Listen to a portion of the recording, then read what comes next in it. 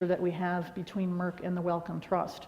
Katie mentioned that the Wellcome Trust is really a great partner in scientific endeavors, and so is true for us in the Maurice Hilleman, the Hilleman Laboratories in New Delhi. So, as I said, it's a joint venture between the two companies. And really what it does is it kind of acts like a biotech company. And they basically set their own agenda and say, I want to address the following things. But importantly, is that they're focused on addressing gaps in public health in the developing world. And so 4 of the projects that they're working on are an improved, more thermal stable rotavirus vaccine, a next generation cholera, ETEC, which of course causes bacterial diarrhea, and a meningococcal conjugate program. This is the headquarters. It's a pretty nice facility.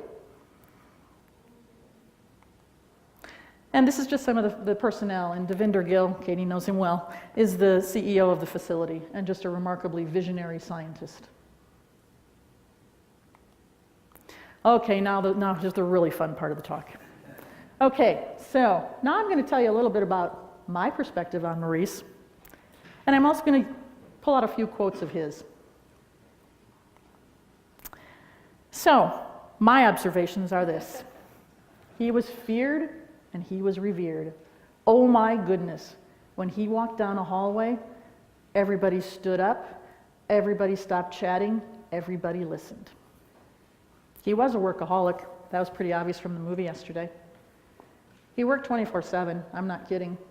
When I was in my earlier days at Merck, I went into work on a Sunday. He was in the office.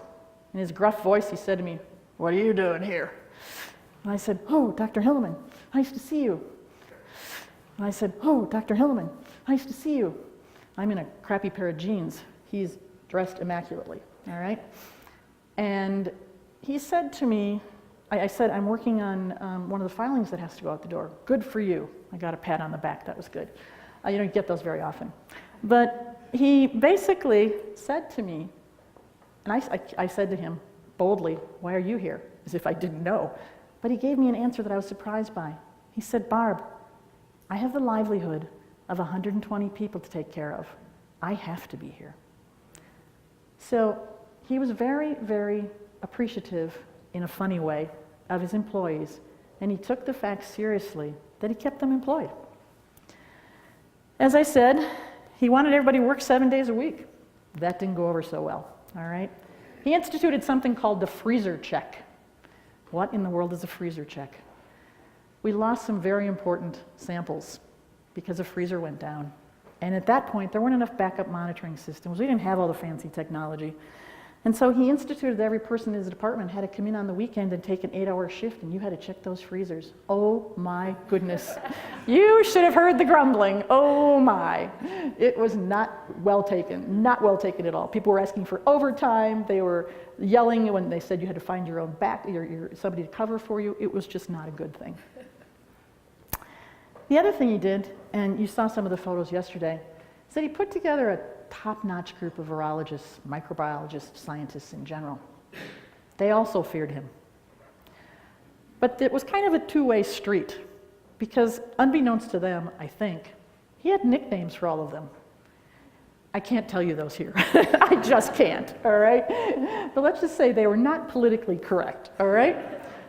But what he did or did not know was that we all had nicknames for him. And those were not politically correct either, okay?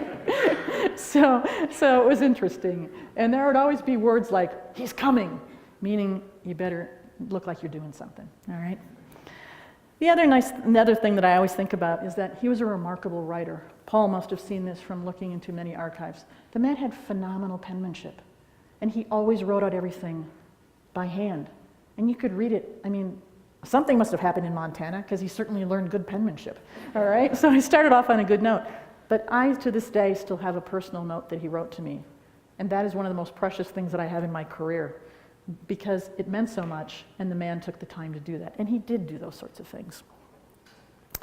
The other thing I think was mentioned a little bit yesterday is that he didn't take kindly, not at all, to his manufacturing colleagues.